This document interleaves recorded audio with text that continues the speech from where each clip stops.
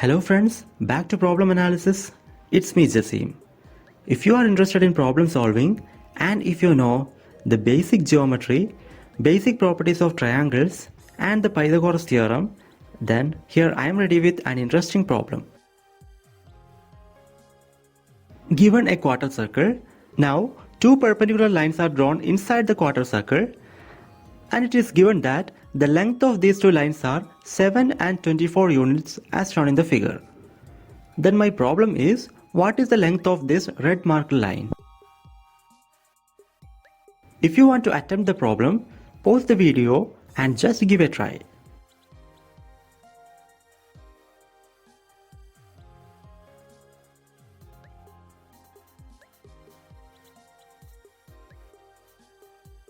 And the solution is right here. For better understanding, let's give some notations to each vertex. The three corners of the quarter circle are denoted by A, B and C, and the remaining two vertices are denoted by P and Q. Now analyze what are given in the problem. Firstly, the arc APC is a quarter circle arc centered at B. Secondly, the lines PC and PQ are perpendicular to each other. And finally, PC equal to 24 and PQ equal to 7. Now remember what is our aim of this problem. It is nothing but to find the length of the line QB. This is the structure of our problem, so always keep in mind. Now in our figure, we can do some immediate things.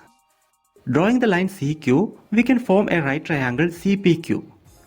Since two sides are given, we can find the hypotenuse CQ by Pythagoras theorem. So, by applying Pythagoras theorem, we will get CQ square equal to CP square plus PQ square, which is equal to 24 square plus 7 square equal to 625. And therefore, CQ equal to 25.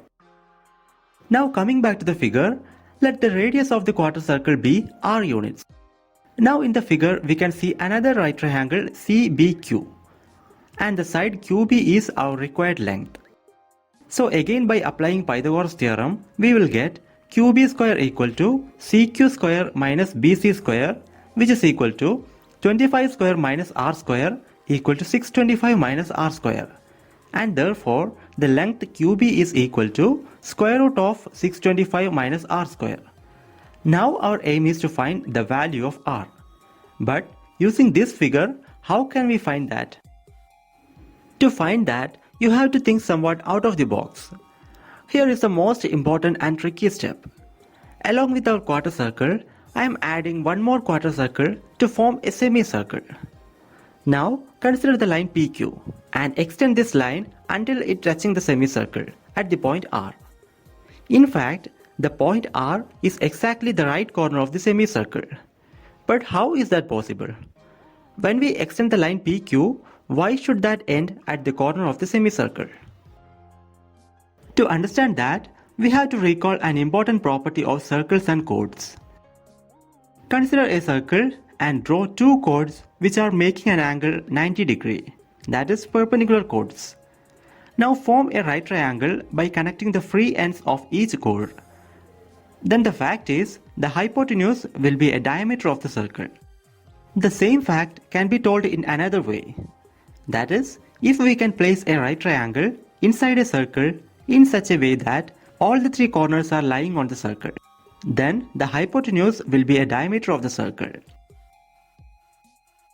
Now come back to our figure. Considering our semicircle as a part of a complete circle, this blue shaded right triangle is actually a right triangle placed inside a circle. Then, according to the fact we have told, the hypotenuse of this right triangle will be the diameter of the circle. And here it is the diameter of the semicircle. What does that mean? In our older figure, the angle P is 90 degrees and hence when we extend this line PQ to form a right triangle, it should hit on the corner R. Now remember the length CQ equal to 25. Then can you say something about the length QR? In fact, QR is also equal to 25. But why? For that, we have to recall another fundamental fact in geometry. Consider a triangle. Let the base length is given as x units. And suppose the perpendicular drawn from the top corner to the base is dividing the base side into two equal halves. Then the fact is, such a triangle is always an isosceles triangle. And the sides joining on the top corner will be the equal sides, and the angles on the base edge will be the equal angles. Simply speaking, in a triangle, if the perpendicular drawn from one corner bisects the opposite side, then it is an isosceles triangle. And angles on that line will be the equal angles, and the remaining two sides will be the equal sides.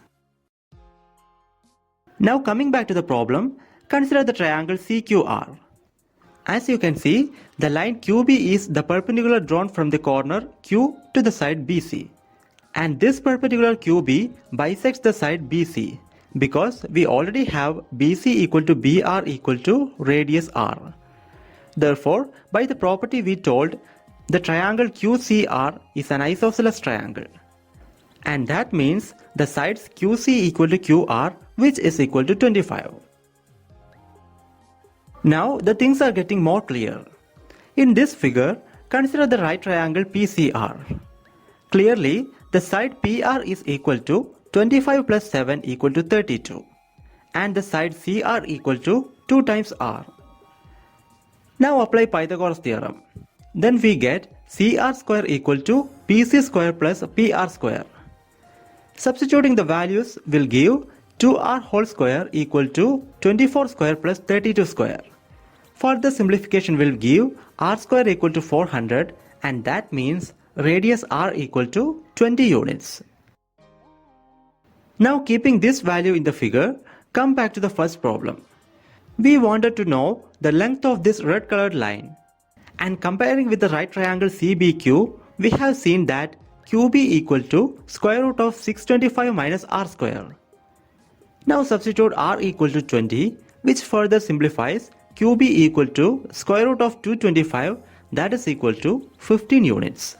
And that is the required solution of the problem.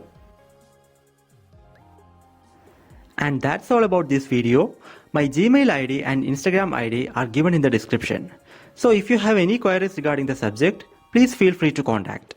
And thank you so much for watching. Meet you in the next video with another interesting problem.